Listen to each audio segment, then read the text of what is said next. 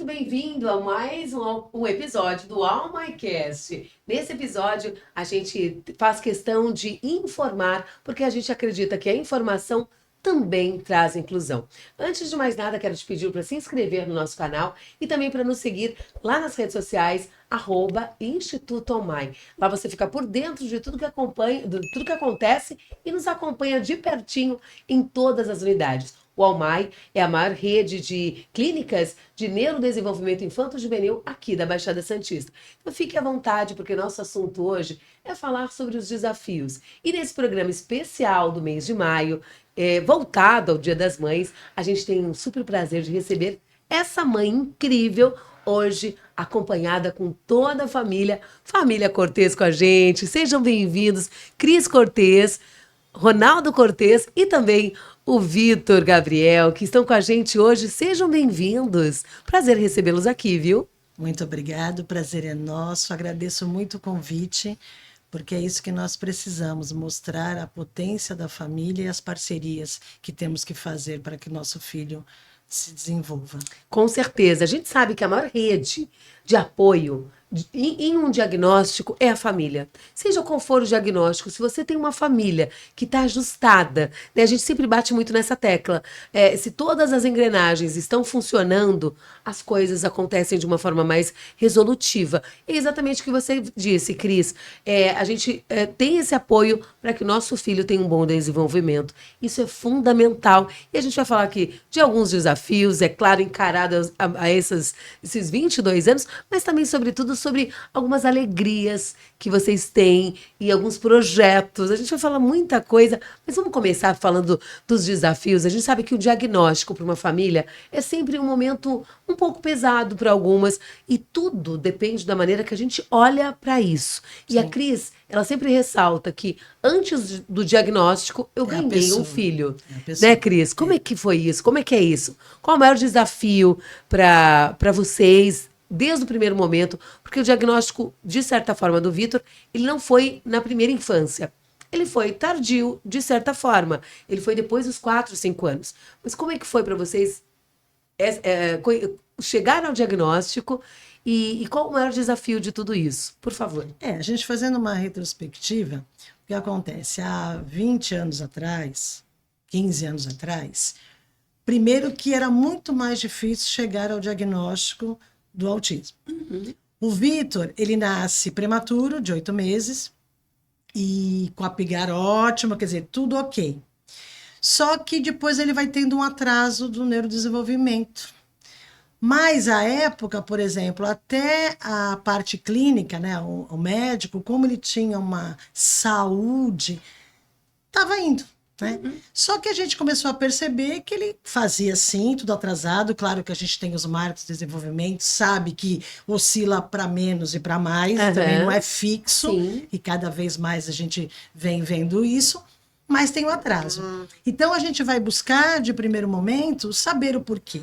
Porque eu sempre achei, Marcela, que eu, enquanto mãe, né, nós, enquanto família, nós tínhamos que buscar para desenvolver, para estimular, e assim, a estimulação precoce a qualquer momento é muito importante. Sim. Então nós fomos buscar. Como eu sou formada, né, antiga, extinta, infelizmente, pedagogia decepcional, fui buscar com a minha professora referência, que é uma médica neurologista muito renomada em Santos. Até porque a Cris, ela é psicopedagoga, além de advogada de formação e de atuação, ela também é psicopedagoga. Então, há mais de 30 anos no mercado, ela já trabalhava, né, nesse segmento, Sim. com crianças Sim. Com neurodesenvolvimento infanto-juvenil. Ou seja, para você foi, de certa forma, um caminho andado, né, Cris? Sim, mas como ele fazia tudo, claro, mais atrasado, a gente ficava, até os próprios médicos nos informavam, daria para você ter uma outra opinião, e assim nós fomos. Então, a busca do diagnóstico é incessante. Então, o primeiro desafio foi esse. Por quê? Eu acreditava que eu tinha que pô-lo de uma situação que ele pudesse ser feliz socialmente, em primeiro lugar. Então, nós fomos à busca desse diagnóstico. Muito difícil. Ele Isso tem um com dossiê. quantos anos, Cris? Já no primeiro ano, ele já era mais... você agora tem 23, 23. aham. No primeiro ano, ele já estava mais molinho, então tinha hipotonia e tal, então a gente foi buscando para ver. E aí, quando sai o diagnóstico, ainda só da hiperatividade, porque ele também tem transtorno de déficit de atenção e hiperatividade, TDAH. na época pequeno, mais latente ainda, né? Agora ele já é um adulto, então ele já adquiriu, através das terapias, através do convívio social, alguns posicionamentos sociais, né? Então, a gente foi à busca para esse estímulo. Então, desde o primeiro momento, o desafio foi esse. Pô-lo o mais próximo para que ele fosse feliz. Quando fomos buscar esse diagnóstico, primeira indicação, pô-lo na escola também, porque ele era filho único e na família também o único bebê. Só mais adolescentes, adultos, então para esse convívio também. Então colocamos na escola. Convívio social, né? Que é fundamental, né? E também, como eu falei, a estimulação precoce. Então, o estímulo com outras crianças, o modelo, a gente aprende por imitação. E aí nós colocamos na escola e também a indicação de terapias. Então, ele fez uma gama enorme de terapias, agora já teve alta, claro, mas para estímulo. Ele, por exemplo, teve um atraso de fala, mas assim, adquiriu um vocabulário dele próprio que nós entendíamos. Ele falava, por exemplo, vovô, ele chamava iê. É o vovô. Tanto para o avô paterno como materno. Então, aí foi fazer toda a terapia com fono, psicóloga. Ele, na época, não dava o direcionamento ao brinquedo, né? Então, também, estimulação sensorial, enfim. Então, toda essa gama a gente foi buscar. Então, o desafio foi esse.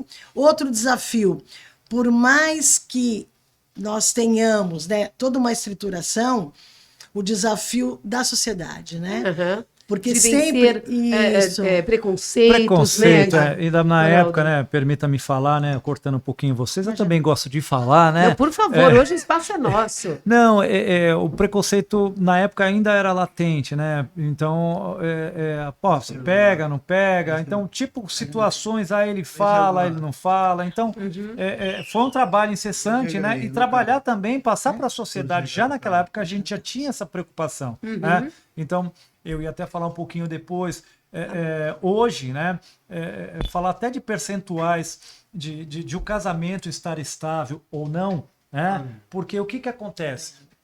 As famílias acabam se desfazendo, e isso tudo acaba prejudicando o desenvolvimento do seu filho. Né? Pô, legal, nós estamos juntos, mas e a criança que não tem uma condição, que não tem uma família, né, ali efetiva para dar todo esse suporte? Né? E a gente sabe, né, que pesquisas mostram que mais de 70% das famílias acabam, às vezes, a mãe se tornando solo nessa luta, né, constante, né, nesse grande desafio, né? E isso e a significativo. Falta de apoio, de rede de apoio para essa mãe. Sem dúvida. Como o Ronaldo falou, as famílias, a maioria, e do mundo inteiro, não só no Brasil, tem essa dificuldade, tanto a nível social, econômico, como principalmente desse apoio. Então, construir uma rede de apoio é quase uma busca mesmo incessante que não se tem. Ainda recentemente vi uma charge, né? Onde uma mãe de uma pessoa com deficiência estava lá no buraco. E a família em volta e a sociedade. E aí, achatando essa mãe mais para o buraco, falando, coitada, coitada. Mas não dando essa rede de apoio, não dando esse apoio. Não dando um braço, né? Não dando um apoio, que é exatamente o que o Almai se preocupa muitíssimo com essa rede de apoio, fazendo encontros com as mães, eventos. Aliás, vocês estiveram prestigiando o evento que aconteceu no Pátio Iporanga, no Shopping Pátio Iporanga, no evento do Dia das Mães. A gente já vai mostrar algumas fotos, a produção vai colocar algumas fotos da gente no Shopping Iporanga, lá no pátio, onde houve a primeira exposição para mães atípicas do Brasil. Porque a gente sabe, como vocês estão deixando muito claro, do preconceito social, né? E também, assim, quando nasce uma mãe, né? Claro que a mulher fica de lado, mas uma mãe de uma pessoa com deficiência, com toda essa falta de estruturação que nós não temos, nós nos sentimos sempre culpadas. Então, eu não posso estar, por exemplo, num cabeleireiro, seja só para cortar o cabelo, porque com quem vai ficar? Será que eu posso levar... Qualquer coisa, a gente sempre acha, né, que acaba ficando supérfluo, e a própria sociedade, a própria família fala, mas o porquê disso, né? Você tem o seu filho, você não pode estar ali. Então, trazer essa mãe brilhando ali nas fotos, Aham. mostrar que ela é mãe, mas Que ela é tem uma um mulher. espaço, né? Um Ela é uma espaço de voz. pessoa, é muito importante. É que nem trazer o protagonismo da pessoa com Sem dúvida. deficiência. E esse foi exatamente o propósito e objetivo do Almai, né? Fazer com que aquelas mães tivessem um espaço e, sobretudo, tivesse uma valorização, tivesse voz. Sim. Agora, Cris, a descoberta do diagnóstico, né? Vocês investigaram por alguns anos, mas a descoberta foi aos 6 anos, precisamente, do Vitor. Por aí. Ele já estava na escola, ele estava com esse atraso. Nesse momento já havia acontecido o desfraude do Vitor? Na escola foi feito o desfraude, né? O que é um desafio para muitas mães, né? É. Às vezes a criança com 6 anos, 7, 8 anos, ainda não teve desfraude. Porque a situação sensorial e outros fatores envolvidos. Tem, por exemplo, a criança, às vezes, ela não consegue entender o porquê dessa coleta ir embora, né? Então, acha que é dela essa situação. Então, fica bem complicado. Mas desfraudou na escola, depois desfraudou noturno, que também é bem complicado, né? Até porque, às vezes, e é necessário, por vezes, o Vitor tomou algumas medicações que deixam o sono mais profundo, e aí a criança não se percebe. Sim. Né? Então, quando acorda, já acorda urinada. Isso. E é legal isso. a gente abordar isso, né, Ronaldo? Porque uma das dificuldades das mães é o desfraude, né? E aí, como que as mães podem fazer isso, né? Não é, Cris? Não é um momento bem desafiador. Cocoricó. Ah, tá. Cocoricó. Que na época tem um desenho até hoje chamado Sim, Cocoricó. E nesse desfraude também foi usado algumas músicas do Cocoricó, porque eles gostam muito de artes e músicas. Tá? Então foi usado, por isso que ele lembrou. Para esse desfraude, algumas músicas apoiaram, como se fosse uma estratégia pedagógica, né, para as atividades de vida diária. Marcela, alguns pontos importantes também, que se você se remeter lá atrás, né, por exemplo, hoje você tem um Almai, né, que trabalha uma situação muito importante hoje na sociedade. Então, Sim. Nós não tínhamos algumas informações. Então, informação, políticas públicas. Hoje até existem políticas públicas, porém, elas precisam ser divulgadas, Com elas certeza. precisam ser trabalhadas. Fortalecidas, né? Exatamente. Por exemplo, eu vou dar um exemplo de uma coisa boba. Eu sei que a gente está falando aqui de desfraude, mas isso tudo é importante. Hoje você tem as redes sociais. Eu vou dar um exemplo aqui. Você vai fazer uma viagem, né? E a pessoa, o acompanhante da pessoa com deficiência, ela tem lá um percentual de desconto. Legal, tem todas as informações. Mas como é que você faz para chegar a isso? Isso é o complicado. Eu estou falando isso para as pessoas mais humildes, burocrático. Então a gente precisa avançar, né, evoluir mais nessas situações. Isso também se encaixa de informação através de podcast, de programas, para que você possa passar informações para as famílias. Sem dúvida. Por isso que o Almai entende que informação também é inclusão. E esse é o nosso papel aqui. É informar, é conversar com as mães, com os pais. Qual é o seu grande desafio? Porque o seu desafio é o desafio de milhares de outras mães. Não é? Agora, a Cris falou das artes, né? Que foi usado também estratégias, como, por exemplo, a música, né? Sim. A musicoterapia, que é uma das atividades que o Almai trabalha também, para que o Vitor desenvolvesse, por exemplo, o desfraude. Agora, falando nessa questão das artes, o Vitor é um artista. Ele ama pinturas. E a gente vai conhecer um pouquinho desse trabalho do Vitor. Fala um pouquinho, mãe, como que surgiu esse talento do Vitor?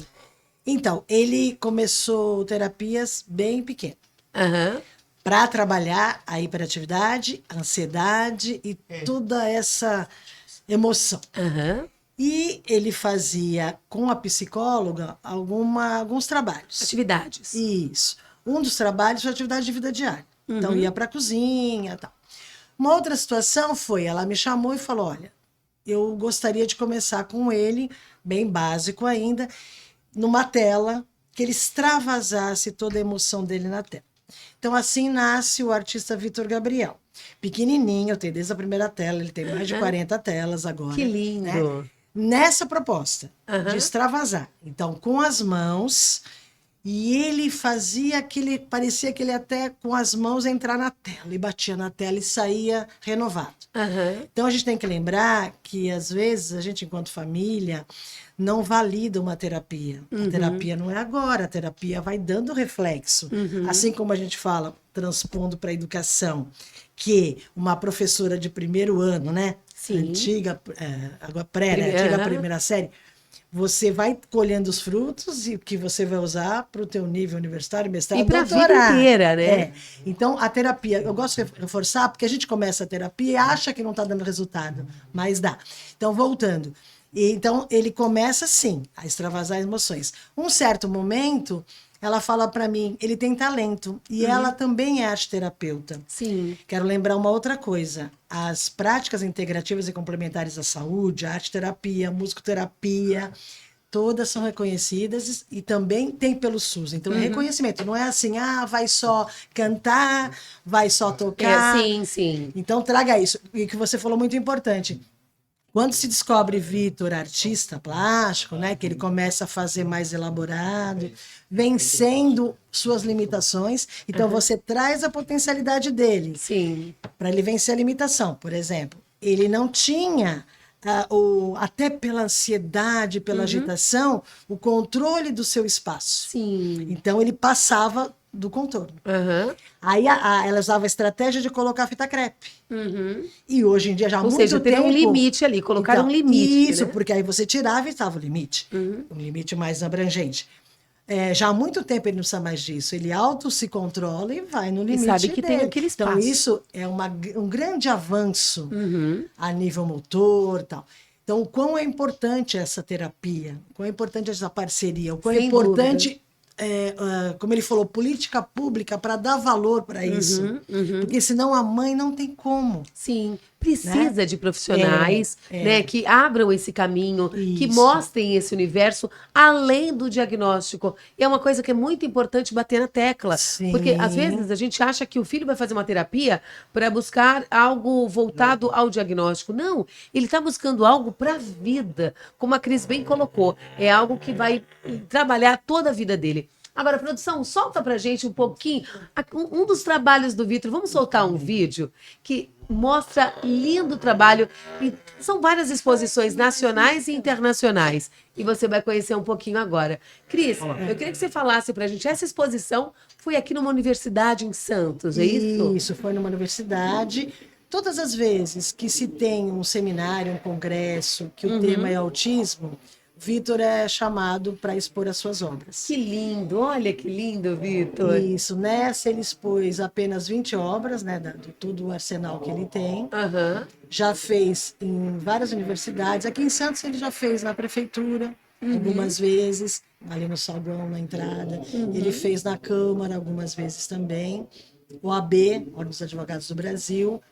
Universidades quase todas. E ele assina ali no cantinho, né? Vitor Gabriel, Vitor G, né? Lindo o trabalho do Vitor. Você... Aqui nós quisemos dar acessibilidade àquela placa que tem a obra menor, tem para você no QR Code E como é que ele acessar. chega? Como é que ele chega ali na Frida? Como é que ele chega no Cristo Então, Redentor? ele teve 3 fases. A primeira foi essa de expressar as emoções. Inclusive, tem no YouTube essa exposição onde ele tem as telas voltadas para as suas emoções. Sim. E é muito interessante porque ele traz a visão que ele tem do mundo, mesmo falando, tá? Mas assim, a visão que ele tem do mundo, a visão que ele tem do autismo e das pessoas perante ele quanto autista, é impressionante as telas que A mostram. gente vai mostrar também uma outra exposição, produção, que fala exatamente, que é exatamente essa exposição que você falou, que é o momento onde ele externa ali, Isso. literalmente, né, Cris? Isso. Essa é uma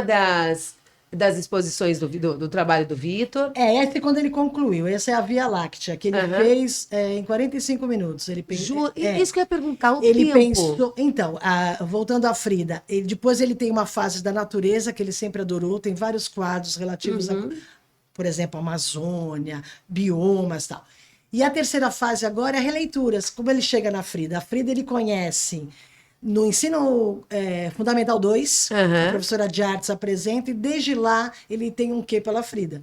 Quando ele vem agora fazendo releituras de artistas famosos, ele foi buscar a Frida, porque na arte-terapia você não faz só arte. Aham. Você vai buscar um momento histórico, o artista, é um estudo. É uma interpretação daquela arte, Isso, né? E a releitura é assim, você tem que mudar sempre algo, você não pode fazer fiel. Uhum. Então, por exemplo, quando ele faz... Aquela arte na sua perspectiva. Isso, quando o ele seu faz, olhar. por exemplo, o Abapuru, ele coloca um chapéu e fala, tá muito sol, então ele precisa de um chapéu para não se queimar, enfim. As escolhas, até para falar, né? As escolhas são sempre feitas por eles, tá? Então, a terapeuta, ela faz um trabalho com ele dos artistas, coloca lá 2 artistas, vamos ler cada um. Eles estudam, tem uma terapia para estudar, e aí ele escolhe a arte, vai tirar nota 10. Vai tirar nota 10, com certeza. Ele escolhe as cores também. Então, por exemplo, aquele azul. É uma combinação que ele chega no azul que ele quer, né? E assim, com muita destreza. Sim. Nós Olha temos, que lindo, nós temos 2 Vitor. projetos no Instituto que nós temos, então esse é o segundo movimento AMA. Ele fez, o que é AMA? Acolhimento às mães atípicas, que nem vocês fazem na UMAI. Exato. Esse foi pro autismo desse ano, o lema do autismo Olha, aqui tem o quebra-cabeça, bem no rodapé da árvore. Né? Lindo. A neurodiversidade dentro da borboleta, o voar, né? Sim. Cada pessoa é única. Esse é o lema do autismo. Ele fez para o lema do autismo, que informação gera empatia, empatia gera respeito. E é isso que vocês fazem também. Esse é do primeiro AMA. Sim. Tanto o girassol, daquele segundo AMA, como o coração vermelho, é a mãe da pessoa com deficiência. O entorno dos corações e ali as ramificações dos girassóis são os voluntários. E no segundo AMA, as ramificações do girassol, você pode reparar que tem em aberto. Por quê? Mãe, vão chegar mais voluntários para estarmos com as mães. A rede de apoio que as mães precisam, né? Então, quando a gente também propõe para ele fazer um trabalho ou fazer uma releitura, ele vai buscar. Então, por exemplo, quando eu falei para ele, filho, você faz o desenho que a gente vai fazer o projeto, ele vem e elabora. Que lindo. Aí depois ele te dá o significado do que ele fez. Um outro vídeo também que mostra exatamente o vídeo que está no YouTube, inclusive, né? Que você comentou, que fala de uma outra perspectiva da arte para o Vitor. Sim. Não é? Sim. A gente vai pedir para a produção colocar para gente. E esse é o meu olhar através das releituras. Isso. Vamos lá? Não. Esse tá lindo, olha isso. Olha essa obra do Vitor Gabriel dos Santos Soares. Então, esse em Bernon Cortês. Nossa, que nome, o nome de príncipe, né? Ele fez uma releitura ali de Natal, Rio Grande do Norte. Aqui é em Portugal. Olha, ele ganhou em Portugal. Ele ganhou o 4º lugar no concurso em Portugal. Sim, e o Vitor participou de várias exposições também internacionais. Internacionais, né? Isso. E concursos também. Essa é uma releitura de uma vernissagem do Pablo Picasso, Sim, tá? Não especificamente não é um quadro, tá? Mas é muito parecida, né? Aliás, até eu acho mais bonito do que do Pablo Picasso. Com certeza, é muito mais bonita. Olha isso, que lindo. O artista Vitor Gabriel fazendo a releitura O Sol, de Pablo Picasso, e a categoria Pintura 22 anos, representando a nossa cidade de Santos. Olha que lindo. Então, na releitura, se você ver a obra, não é um palhaço. Mas para ele, como ele gosta muito de palhaço, significou, então ele fez a releitura como palhaço. Olha que lindo. Até a armação do óculos dele combinando com a arte, gente. Mas é muita vaidade. É muita vaidade. Que lindo. Parabéns, meu amor. Essa é uma releitura da obra Bandeirinhas, né, de Alfredo Volpi. E que também foi representada pelo Vitor. Sempre com muito colorido. Sempre muito colorido. Só que, por exemplo, quando ele estava transmitindo as emoções e mostrando como ele se via e como o autismo, né, as pessoas viam o autismo, ele fazia na terapia colorido. Aí, no momentinho final, ele escurecia. Ó, o Bapuru que eu falei do chapéu. Sim, colocou o chapéuzinho por conta do sol, de fato. O sol estava muito quente, né? Tarsila do Amaral, olha aí. Gente, o trabalho E se você belíssimo. perguntar, ele sabe conversar sobre a Tarsila, Porque- fala para quem que foi feita a obra original, e tem todo um contexto. Porque ele entendeu a obra, aprendeu, Sim. ensinaram a obra para ele. Sim. Isso tudo são as terapeutas. A Frida, cara. Essa Frida foi muito conceituada, além dele ganhar concurso em Miami, uma empresa nos chamou, foi feita a camiseta para venda. Que lindo. E uma outra obra que ele fez, que ele ganhou na Flórida, primeiro lugar, também foi chamada, foram feitas jaquetas Aham. e foram feitas também camisas jeans. E eu acho que essa Frida tá muito mais bonita que as outras também. Olha que lindo. De que ano a Madame Pi? 1924. 1924, Madame Pi. Aqui são obras Torre Eiffel. Ele escolheu Redentor. ele escolheu algumas maravilhas do mundo. Que lindo, que lindo. Então, essa que eu falei, ele fez de Natal, então ele trouxe, né, o artesanato local, a duna, Sim, sim. e aí essas cores ele misturou, porque ele queria determinada cor. Tal, E aí, a gente lembra que o Vitor, ele teve aqui, apresentações. antes dele fazer o Abapuru, é ele sendo o personagem O lá. personagem, né? Olha que legal. Então ele fez uma releitura do corpo próprio. Vitor Gabriel dos Santos Soares Ibernon Cortez. Gente, nome de... Ibernon Cortez. Nome de príncipe. Gente, parabéns, que Obrigada, lindo. obrigada. E essa... Que gostoso. Como é que é ver tudo isso, Cris? Porque é um desafio, agora, né? Então, agora é assim, prazeroso, né? Aham. Mas nós tivemos muitas situações desafiadoras. Tá bom? Por exemplo, a gente tem que. Vai pegar ali, Pera só um pouquinho. A gente tem que trazer isso, que até recentemente Marcos Mion fala tudo. Aham. O autismo, agora, né? Nível Beber água, suporte 1, O bebê. que é o antigo autismo leve, passamos por todas as situações desafiadoras. Claro, com menos intensidade. Uhum. Então, escola, por exemplo. Passamos por todas as situações desafiadoras da escola. Parece que foi fácil, mas não foi. Claro que não. Claro que não. Ficamos buscando para que ele fosse feliz. E assim, o que nós temos que fazer? Nós temos que buscar também, vendo a pessoa, trazer essas aptidões para que trabalhe as limitações. Então, o que eu quero dizer com isso? Se nós pegássemos a limitação do Vitor, que não escreve até hoje formalmente, mas que é bárbaro em qualquer tecnologia, põe ele num computador, num tablet, num celular, eu acho que ele até vence quem criou. Tá? Parássemos ali, ele não saía da educação infantil. Sim. Mas você falou, olha, assina. Ainda em letra de forma, ok, um pouco maior. Mas nós somos investindo em quê? O que ele podia trazer?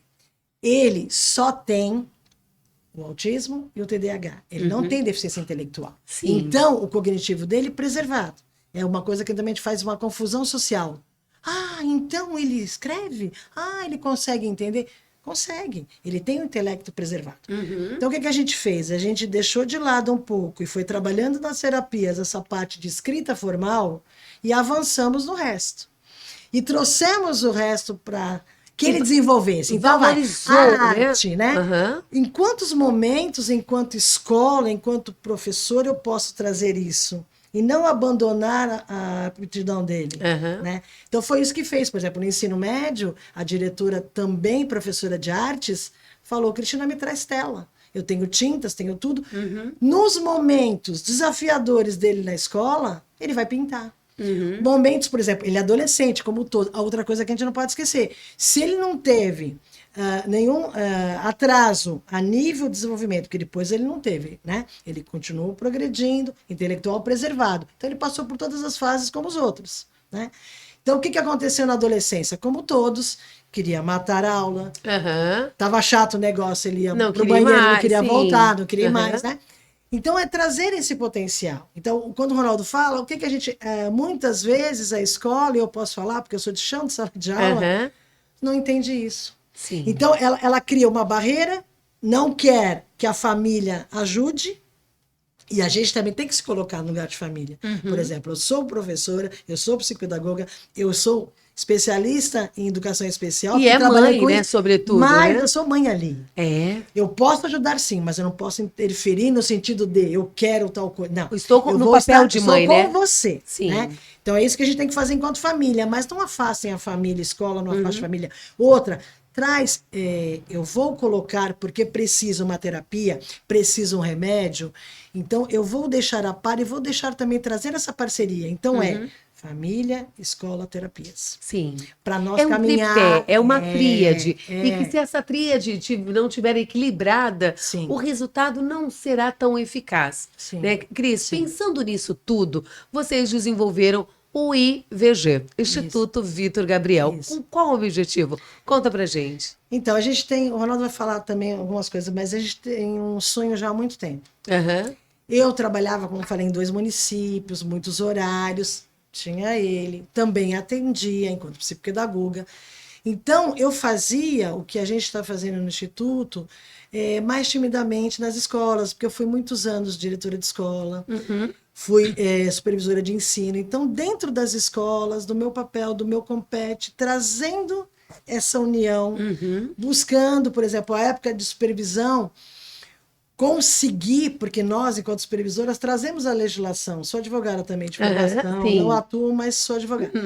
Então, eu trazia tudo isso. Então, eu fui uma que ajudei a implementar onde a clínica pode vir à escola. Sim. Então, a minha escola, que eu supervisionava, foi uma das primeiras, foi a pioneira a receber terapeutas das clínicas. É como o Almai faz hoje, né? O Almai, ele atende não só dentro da clínica, mas tem as atendentes que vão, terapêuticas, né, as ATs, que vão até a escola, vão até a casa, porque é o que a gente falou, é uma tríade, para acompanhar a família e, sobretudo, orientar as famílias, né? Então, mas o Instituto a gente cria com o objetivo de, em primeiro lugar, criar essa rede de apoio para as mães. Para as mães, atípicas. sim. É esse projeto muito forte. Dar um norte, que a gente né? chama até de movimento, porque foi além, né?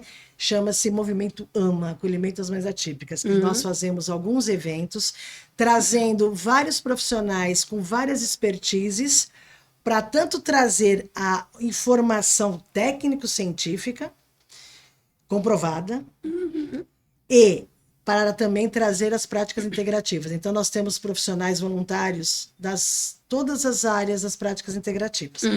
Então, isso a gente faz, esses eventos nós trazemos. Por exemplo, fizemos no ano passado um fórum numa universidade, que também nos abraçou, que trouxemos especialistas do Brasil inteiro, com vários temas que foram pioneiros no Brasil também, com esses especialistas. E no dia posterior, fizemos no ambiente aberto. Então, o Instituto, ele tem sim a sua sede administrativa, temos sala de atendimento, mas o que fazemos? Fazemos para fora dos muros, né? Para que alcance essas famílias que precisam isso. de orientação, né? Enfim. E aí, nesses movimentos, para as mães, por que a gente fala para as mães? Até tiveram pais, né, como o Ronaldo, que estão presentes ainda, mas Claro, que estão minoria. é Por isso que a gente minoria. fala para as mães. Também junto, em paralelo, várias atividades para os filhos.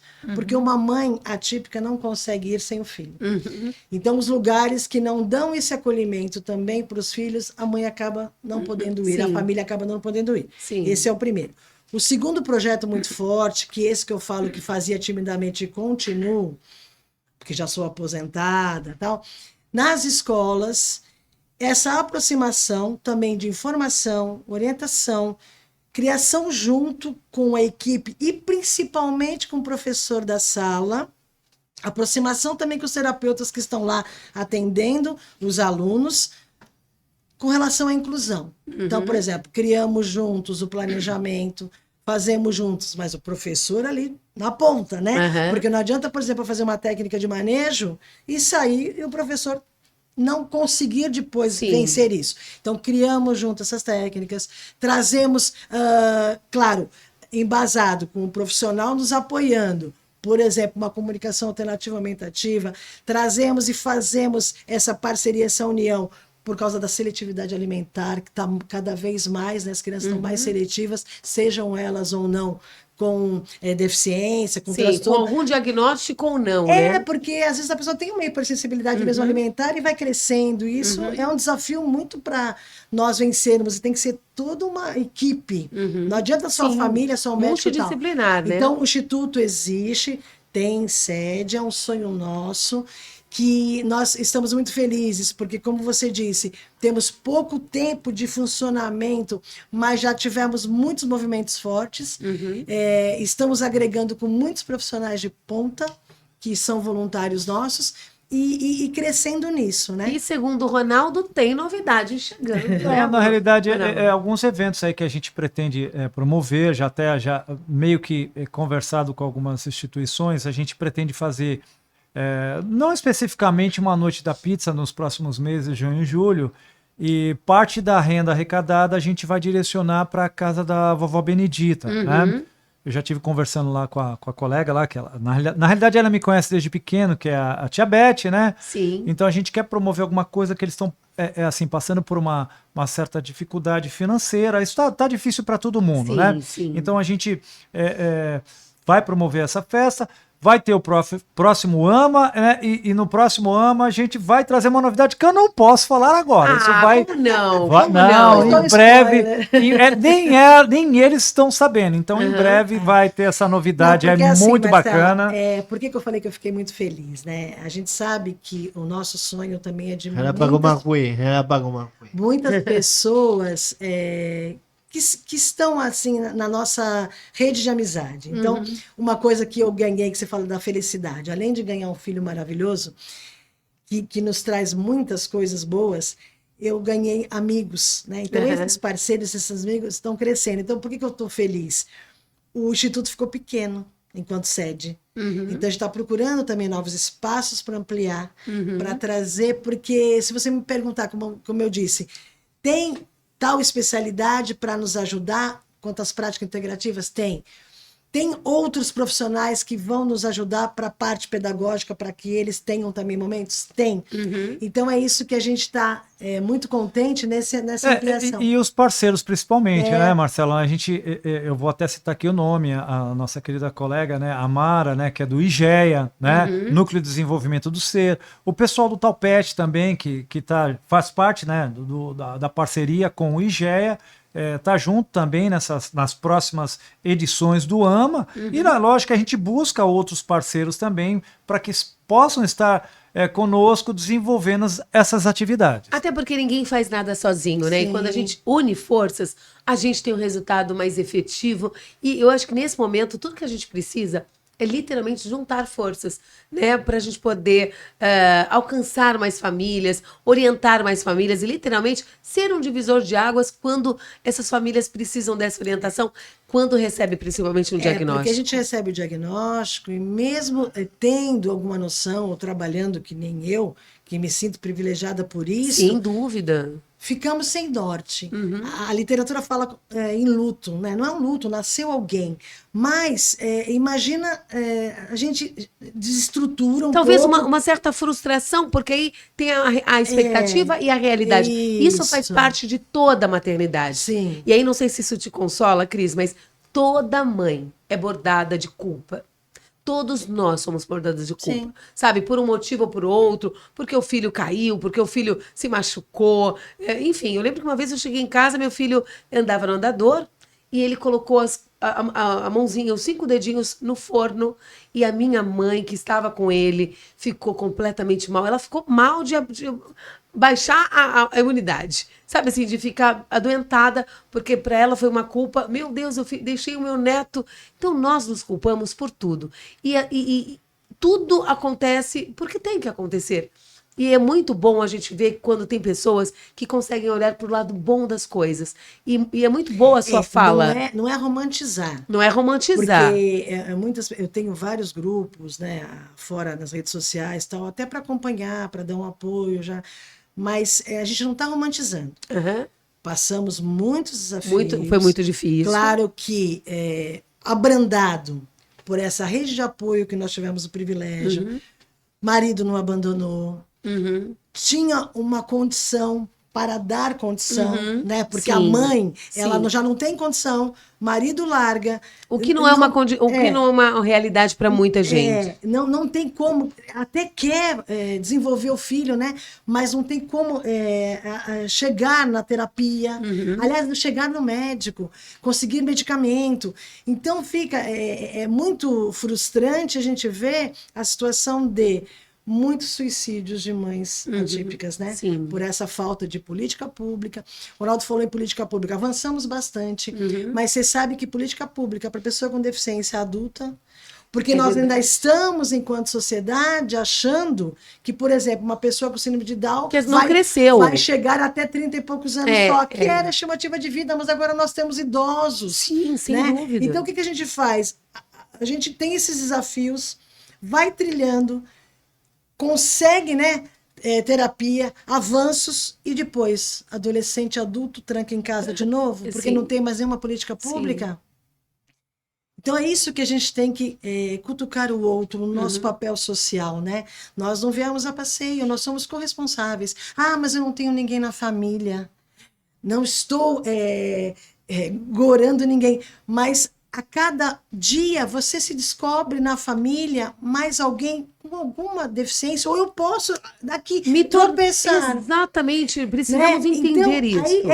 Só que essa empatia que a gente fala é difícil, sabe? Tanto que dentro de todas as barreiras que nós temos, com recursos, com política pública, a gente consegue vencer, mas a barreira que a gente chama das atitudes, que são as atitudinais, inclusive previstas em lei, é complicado, Marcelo. Sim. Porque a pessoa, ela não olha o outro de se colocar mesmo. Não então, o que eu veste. posso fazer? O que eu posso abrandar aquela família? Né? Posso ficar um pouquinho? E não só criticar, e não só falar, você deu criação errada, ou não convidar, né? Então é isso que a gente tem que fazer. Nosso papel social. É literalmente, um pouquinho. É literalmente. Informação, mas informação também buscada de forma, como eu falei, científica, embasada. Eu tô vendo uma foto muito bonita, viu? Olha isso, gente. A gente está falando agora, a Cris, né, o Ronaldo e o Vitor estiveram conosco, né? Essa é a nossa querida Poliana, fundadora do Almai. Estiveram conosco lá na exposição Mães Atípicas Retratos da Vida, um projeto belíssimo que saiu da alma do Almai e alcançou a alma de milhares de mães de todo o Brasil. Olha só que foto linda. E tem mais foto bonita aí, né, produção? Pode mandar para mostrar para a gente. Olha que legal. A gente teve também esse ato. Sim, muito foi incrível, né? Todo esse evento e os frutos que vêm desse evento, né? Sem dúvida. Olha o Vitor com a nossa querida Poliana. Olha que lindo. Linda essa foto, hein, moço? E como é que foi para você, Cris, participar de um evento como esse? Você que é uma militante, né? Você que milita tantos anos, são 22 anos buscando respostas e clamando, né, para ser ouvida. Porque a gente ouvia lá, foram 100 mães, foram centenas de mães de todo o Brasil que se inscreveram, e 100 mães colocaram suas fotos lá, foram selecionadas para colocar suas fotos na maior exposição, na primeira exposição de mães atípicas do Brasil, promovido pelo Almai, Instituto Almai. E muitas mães olhavam assim e falavam assim, eu tenho um espaço, alguém me enxergou, eu sou uma fui mulher. vista, eu sou uma mulher, e estou hoje num shopping da cidade, com o meu filho, com o amor da minha vida, com um espaço. Como é que foi isso para você, mãe atípica militante? Por isso que eu faço questão de estar presente e estar parabenizando, porque é ímpar, para uma mãe é ímpar, né? Ser lembrada, ser valorizada, né, por instituições, por pessoas, pelo filho, né, incutir isso também no filho. Então, eu, pela primeira vez, sou com o meu filho protagonista dessa história que eu venho traçando. Então, eu faço sempre questão de estar, estava muito feliz ali, já tinha vindo de outros eventos também potentes, e ali fiquei muito feliz. Conheci a maioria das mães, né, como você disse, eu já há mais de 30 e poucos anos eu milito nisso.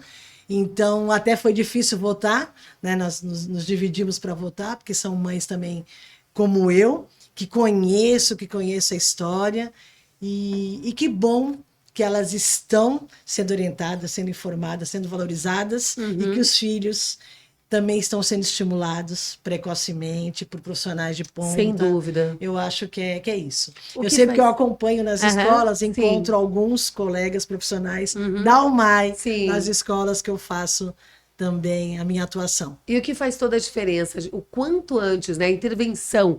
Quanto mais precoce, melhor o resultado. Isso. E o Almai está só nascendo, tem só O 4 anos. diagnóstico é importante Sim. para aquisição de direitos, para você trabalhar, claro, mais especificamente aquela área mais defasada, né, pela deficiência, pelo transtorno e tal. Mas o que é mais importante é isso. Não espere o diagnóstico, que às vezes, por falta de política pública, você tem que demorar muito. Estimula. Então, por isso é importante a informação das pessoas que são capacitadas para informar, porque aí a mãe. Inclusive, nós temos isso agora recentemente. Os profissionais vão capacitando as mães Sim. e os pais e as famílias para que não seja só Sim. aquele espaço terapia, que continue em casa, Sim, que isso, sem né? dúvida. Então, vão validando aquele familiar. Por quê? Nesse trabalho, você já vence e pode adquirir etapas que depois você não vence mais. Com Um certeza. exemplo, a fala. Fonemas, isso dito por uma neuropediatra, papisa na neuropediatria. Quando ele ainda tinha o vocabulário dele, ela falou, como ele não tem, ele falava iê. Como não tinha ainda o porquê disso, né? Nada neuronal, nada fonoarticulatório, por quê, né? Então, vamos estimular, porque até 12 anos a aquisição. Sim. E depois, se nós esperássemos o diagnóstico, fosse tardio, e depois essa aquisição Sim. de fala. Então, vamos estimular.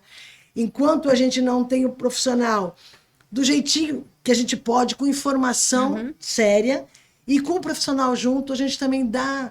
Não se afastar, a gente Sem não dúvida. pode, como você falou, a tríade, porque se a gente se afasta, nosso filho é que perde. Se eu fico Não também. funciona a engrenagem, Se eu né? fico também enlutada, fico ali no meu casulo, eu perco oportunidade tanto de estimular como também de ganhar essa rede de apoio, né?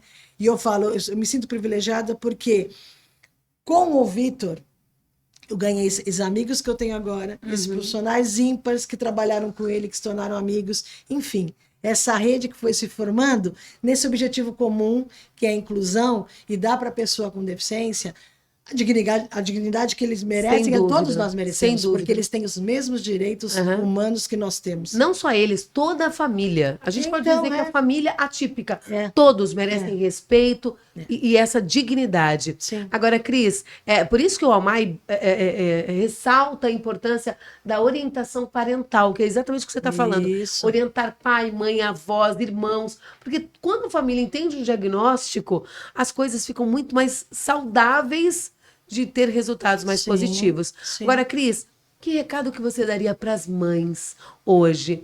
Você já falou muito bem colocado a questão da precocidade, né? Quanto mais precoce você enxergar, porque é muito difícil, enquanto mãe, eu também sou mãe, a gente enxergar eu vou usar uma palavra, mas algo anormal no filho, né? A gente enxergar algo que a gente sempre procura, não, mas eu era assim, meu marido também era assim, não, isso é É que as pessoas isso também é nos normal. levam a isso. Você fala alguma coisa, não, mas espera, ainda tem tempo. Ah, não, veja bem, deve ser criação, educação. É E aí filho vai- único, vai- não, é assim, tá mimadinho. Vai te atrasando também, né? Porque atrás de um diagnóstico, atrás de um comportamento, pode haver um diagnóstico. Seja ele qual for, se o comportamento ele tá atípico, ele está fora dos padrões, fora do normal, respeitando, é claro, os marcos, né, os tempos naturais, mas é importante, como a Cris ressaltou, observar, mesmo não esperando muito tempo. Vamos quebrar o nosso paradigma, né? O nosso próprio preconceito. Porque tem, né, Cris, o nosso Sim, preconceito, sim, né, sim, Ronaldo? é. Você Sim. fala, não, eu não quero, eu vou esperar. A gente Sim. tem essa luta conosco mesmo, né? Sim, é verdade. Como é que foi esse processo para vocês? De quebrar esse paradigma, de tentar enxergar algo? Então, é isso até o recado. Você observou, vá buscar, mas se você não consegue de primeiro momento, leve seu filho a tudo. Ah, mas é muito difícil, Cristina, pela sociedade, não é por eles. Qualquer pessoa com deficiência, por mais desafiadora e tenha a crise, que eu não gosto muito disso, eu falo que é uma situação que desarticula. O momento, né? Tenha um momento. Mas você vai mostrar para a sociedade que ela tem que ter essa empatia e que ele tem o direito de estar ali. E aí você trabalhando isso, ele vai também adquirindo a mais calma, estar ali, saber esperar, claro, dentro do que ele pode, né? Porque senão não teria na Dentro lei dos limites, ele ser claro. prioritário e tal. Mas é isso, você ajudá-lo, levá-lo, vai ao supermercado, mostre rótulos, converse, né? Traga isso para que ele vá sendo estimulado. Se comunique da maneira com que ele entende. E isso, é a comunicação fundamental. não é só verbal. Perseverança, paciência, né? Porque é desafiador.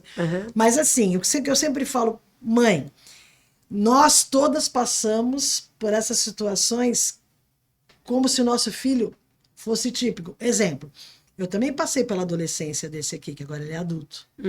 Claro, um pouquinho mais desafiador, pela situação do autismo, da estabilidade e tal. Mas qualquer mãe vai lembrar do seu filho adolescente e vai falar, não pode acordar com 30 anos. É mais ou menos assim. Eles passam por essas fases, claro, desafiando mais.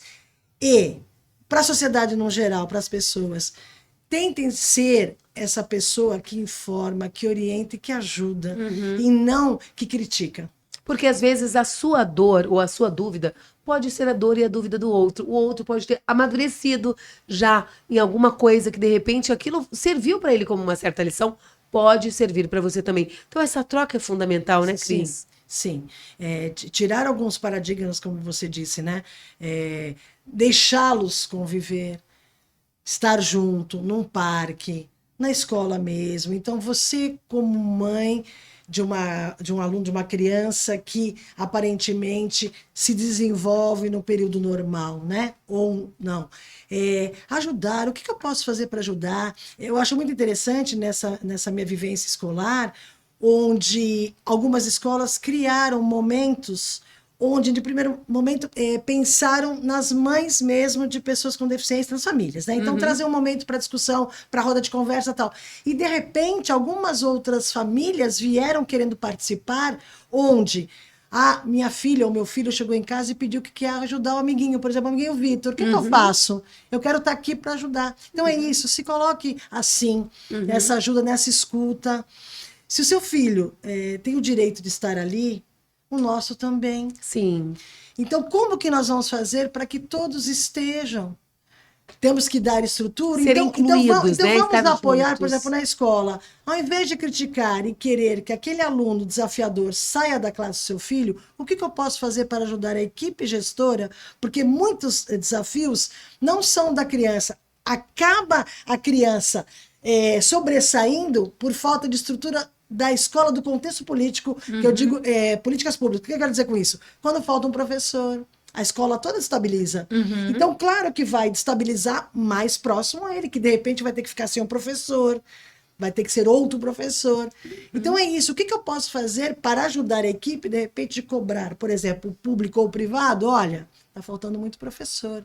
Olha, precisa ter outros colaboradores ali para ajudar, para que todos desenvolvam. Não só assim, o meu filho tem direito a aprender e ele tem o dever de sair. É isso que a gente tem que fazer coletivamente. Sim. Esse movimento. Eu sempre falava para as mães, colegas, né, quando falavam, eu acho que eu vou tirar meu filho da escola e vou colocar, por exemplo, numa instituição. Se ele pedagogicamente tem como, não faça isso. Nós temos que nos unir para que ele tenha condições de estar e participar bem, com qualidade, e os outros também. Ou seja, é papel... Então, nós criarmos juntos Sim. uma estrutura escolar. É papel da família também incluir e não excluir. Uma vez que você inclui, né, que você entende que ele pode estar em outros lugares também, em qualquer outro lugar, é importante que você traga isso para a realidade e não exclua, porque normalmente a família acaba excluindo. Assim, a gente pede muito desculpas de situações. Desculpa porque ele gritou, desculpa. Mas a gente tem que trazer essa conscientização que se ele gritou, alguma coisa está incomodando. Tá o fora do comportamento está mostrando alguma coisa. Sim. Ou ele está pedindo socorro com muitos estímulos. Alguma coisa tem. Então é isso também. Você mostrar também. Já te mostro já, tá? Ciência. Quer ver uma coisa que a gente até chama de capacitismo? Estou eu e o Vitor. É que o Vitor é muito falante. Mas vamos supor que ele fosse assim mais tímido. Estou eu e o Vitor. Aí alguém se aproxima de mim e pergunta para mim qual é o nome dele, quantos anos ele tem, o que ele faz. E ele Pergunte responde. Porque ele fica responde, mas é esse movimento. Aham. Muitas vezes, mesmo ele sendo assim falante, acontece comigo. Então, assim, claro, educadamente eu falo: quantos anos você tem? O que você fez? Para ele responder, porque ele também se incomoda de ser uma peça decorativa ao lado da pessoa. Ah, mas eu, de repente, eu vou constranger. Se a pessoa não tem como se expressar das diversas formas, pode ser por Libras, que é a primeira língua do surdo, a gente esquece disso. Sim. Ou pode ser uma comunicação alternativa, que são as imagens, enfim. Signos. Mas se ela não consegue se manifestar, ela vai demonstrar isso. E a pessoa que está ao lado, o acompanhante, vai dizer: ela não consegue falar, eu vou falar para você. Mas dê essa oportunidade, dê esse protagonismo. Então, o quão importante também que vocês fizeram e fazem muitas ações é mostrar isso. Então, o Vitor foi antes de se tornar artista plástico, no sentido de a primeira exposição era agora ele é outro. Sim. Ele ganhou, ele falou: mãe, eu posso. Você vê o quanto isso o capacita e o desenvolve, né, Cris? Então, assim, eu posso. E aí ele começa também, como ele é uma pessoa ativa, ele começa a ficar desarticulado por essa situação da gente. Tá? Então, assim, a primeira... E ativo e extremamente comunicativo dentro das limitações. Você vê, ele acabou de pedir para ir no banheiro. Tia, onde é o banheiro? Então ele pediu para o pai. O pai não deu atenção. Ele, não, vou perguntar para minha tia. Tia. Não, e assim também, é que eu não deixei ele falar, que eu falo muito, mas ele gosta também Ó, de o Vitor falar... tá de volta, pode entrar no estúdio, Vitor. Ó, tá voltando aqui, ó. Tá de volta. Então, Pronto. E aí ele acha muito interessante. Uma outra situação que eu também não falei é o mercado de trabalho. Para nós já é muito difícil. Então, e para eles... como é que é isso, Cris? Qual é o desafio? Porque, assim, a gente precisa entender que a criança cresce, vira um adolescente, vira um adulto, como hoje é o Vitor. Vocês conseguiram, de uma forma com muita maestria, né, torná-lo um artista plástico mundialmente conhecido. Mas e o mercado de trabalho? Como é que foi isso? Como é que é isso? Então, é assim, já é muito difícil para pessoa com deficiência, qualquer que for. Aí se restringe, não é que a gente queira dizer aquela deficiência ou a outra, mas o que acontece? Uma pessoa com autismo, nível de suporte 1, o leve, fica para trás até nas vagas PCDs. Então é mais difícil ainda. E eu falo com estatísticas. Sim. Porque eu tenho vários conhecidos, colegas e amigos que têm filhos com autismo nessa faixa e não conseguem emprego. O Vitor é um artista plástico, então ele é autônomo, já foi convidado pela simpatia e pela destreza dele, é que ele está tímido. A soltabilidade dele, assim, né? Porque a gente conhece o Vitor. Não sei as outras. O meu filho, toda vez que tem uma situação mais desafiadora, que ele está conhecendo o ambiente, ele fica mais assim, ele parece que quer mostrar que ele não é tanto. Né? Então ele às vezes não fala, tal. Mas voltando ao emprego, todo o entorno da minha casa, por eu sempre levá-lo, sempre levei a qualquer lugar. Então já convidaram você para trabalhar onde, Vitor? Fala para mim, Vitor. Na farmácia. Tem que ser. Na farmácia. Na farmácia? O que mais? Na droga raia. Na Que droga mais? raia. Que mais? Na padaria. Padaria próxima. O que mais que te convidaram? Que até você falou, não, já tenho outros empregos em No vista. Limina. Mas da onde que ela é? Como é o nome daquela loja de material? Andra. Da Andra. Olha que E legal. outro dia você trabalhou onde? Um pouquinho de tempo que nós fomos ao banco. Você trabalhou lá no banco também? Marco Foi. do Baresco. Agora, pergunta qual é o meu nome Brasil. e o meu time. Pergunta, que você sempre gosta de perguntar. Com o seu nome. Marcela, Que time retorna? Palmeiras. Não tem mundial. Olha isso! Não tem o Mundial. Palmeiras não tem o Mundial. Então é isso, pelo jeito, né, descolado. Agora, o que a gente fala, né? É o que o Ronaldo falou. Tem a política pública? Tem. Tem a lei de cotas, que é onde você vai, né, encaixar um percentual da pessoa com deficiência? Tem. E depois? Porque você contrata, você não treina nem os colaboradores e nem dá o treinamento adequado para a pessoa, você deixa ela à mercê. E a gente, até num emprego novo, Nós ficamos... Até que você se adapte, tem seus né? desafios, Mas né? a gente vai avançando. Uhum. Eles, às vezes, ficam... Então, eles próprios ou pedem para sair ou são demitidos. Então, não tem essa infraestrutura no entorno. Essa Pra você ter uma inclusão, né, ideia, que a gente fala. Para você ter uma ideia, o que é isso aqui, filho? Colégio de Jerusalém. Não, isso aqui é uma política pública de Santos. Uhum. Começou em Santos, agora é nacional. Né? Uhum. Então, é assim. Toda pessoa com deficiência pode requerer, poupar tempo, Uhum. tá? Levando os documentos pessoais, o laudo, a carteira de identificação. Isso aqui é uma carteira de identificação da pessoa com deficiência. Sim. Deveria valer como um RG. Aham. Por que que não vale? Porque tem pessoas, infelizmente, que falsificam Olha que triste. para usar, para ser. E tem vários casos, viu? Então, isso qualquer pessoa com deficiência pode requerer. Que triste Tem, isso. né, os dados pessoais, tem Aham. qual é a deficiência, tem telefone de contato, né? Isso aqui, filho, o que que você falou que era? Colégio de Jerusalém. Colar de cordão, girassol, colar de girassol. sim. Zero Santos. Você recebeu das mãos do excelentíssimo prefeito. O Zero Santos. Rogério Santos. Ele recebeu do Rogério. Aham. Foi o primeiro que recebeu. Para que serve esse cordão de girassol? Pessoa com deficiência. Tá, mas Não visível. não visíveis. Sim. Então é assim, por exemplo, uma pessoa com... Oculta. Oculta, é Ocultas. verdade. Então, uma pessoa com deficiência, por exemplo, síndrome de Down, aparece. Uhum. Então, só a carteira. Pessoa com deficiência não oculta recebe também isso aqui. Sim, que é o TEA, o transtorno do espectro autista, É. o TDAH, dentre outras. Isso, a pessoa com surdez. Sim. Isso aqui é muito importante porque às vezes a pessoa destabiliza. Temos vários fatos, inclusive em Santos, uma pessoa com autismo estava saindo de serviço Pode dentro ver. de um ônibus, e aí uma chuva muito forte, o que acontece? Destabiliza. Ela desce, estava com colar, um comerciante viu, a acolheu. Sim. Então isso é muito importante. Sim. Agora você veja que interessante também. Já vi várias autistas mulheres dizendo que até gostariam de usar, mas usam na bolsa. Por quê? Pessoas sabem que são vulneráveis, então acabam até abordando, sendo assaltadas ou pior, sendo Sim, estupradas. sendo vítimas de muitos crimes, né? Agora, Cris, para a gente finalizar, eu queria que você complementasse um filho e um diagnóstico. O que que isso representa para você? Então, isso é o seguinte: é uma pessoa. E depois o diagnóstico. É como se fosse um complemento, né? Todos nós somos diversos, diferentes, todos nós temos as nossas limitações e nossas habilidades.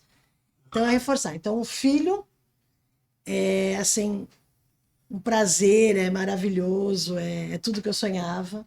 Um filho com deficiência tem as suas dificuldades, mas continua sendo tudo que eu sonhava, e para toda mãe.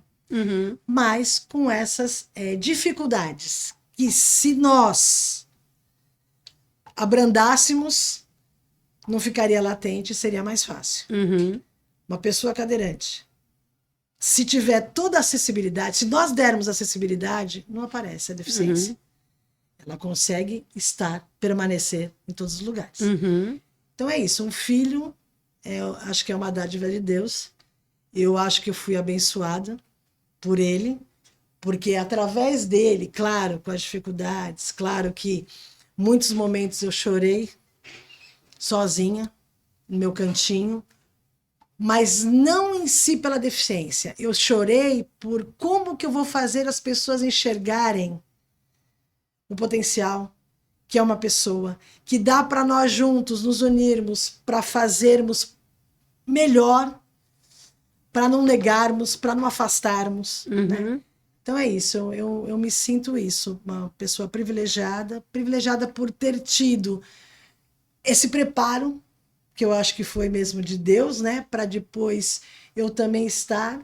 Então eu poderia agora, Marcela, aposentada, estar numa posição muito confortável. Ele já está criado, ele terminou tudo com qualidade porque ele quis e conseguiu vencer, né? Então ele é pós-graduado, ele é artista plástico, ele está no mundo, né? Então eu me sinto isso, mas o que eu sempre pensei? Eu tenho que estar informando, já que eu tive esse privilégio, compartilhar. Então estar junto, buscar recursos, buscar ajudar, buscar me colocar sempre no lugar do outro, né? e tentar vencer essas dificuldades, ajudar a vencer essas dificuldades, né? Eu acredito que colocar o calçado do outro é literalmente empatia. E quando você inclui, quando você fala de inclusão, é impossível você falar de inclusão e não falar de empatia, né? Você se torna empático a partir do momento que você conhece a dor do outro e conhece o que você pode fazer pelo outro. Parabéns à família Cortez, que com tanta maestria, como eu já usei essa palavra aqui, sociabilizou tão bem o Vitor, um menino que é, como você colocou, pós-graduado, um artista plástico conhecido em todo o mundo, em várias partes do mundo, já com trabalhos expostos. Eu tenho certeza que a luta foi muito grande, mas essa satisfação é merecida as palmas e os aplausos para você. A gente agradece, viu, Marcelo? Obrigado por estar chamando, convidando a gente para participar do seu programa e passar informação também para a sociedade, né? Você está me vendo aqui olhando para baixo, tá? Não estou conversando com ninguém, não, tá? Estou conversando com uma pessoa que está na China, aqui do lado, então está muito longe, tá? Então aqui era só para ter interação. Tá? Para ter interação e saber onde é que o filho está, porque é fundamental os pais hoje acompanharem os filhos, quais as telas, né, onde ele está ali mergulhado na tela, que universo que o filho está. Então, o Ronaldo está falando exatamente isso. Como o Gabriel estava num telefone, ele falou, opa, onde é que você está entrando? Que mundo que você está? Na realidade, eu estou conversando com ele, né? Porque eu estou muito distante dele. Sim. Mas, gente, olha, muito obrigada, Vitor. Nós agradecemos. Beijo, muito obrigada. Palmas para você. Obrigado. Um beijo. Gente, espero que você tenha gostado. Essa foi a família Cortez. O Vitor Gabriel, a Cris e o Ronaldo hoje participaram desse podcast incrível. Eu tenho certeza que vai ser de grande valia para você também. Então, você já sabe, né? Compartilha com pelo menos 5 pessoas. Manda esse conteúdo para muita gente, porque eu tenho certeza que assim como eles venceram muitos desafios, você também pode vencer e, sobretudo, entender que além do diagnóstico, o diagnóstico é um diagnóstico, mas antes disso tem um filho especial que merece todo o carinho, toda a atenção e merece voar e descobrir todos os talentos e habilidades.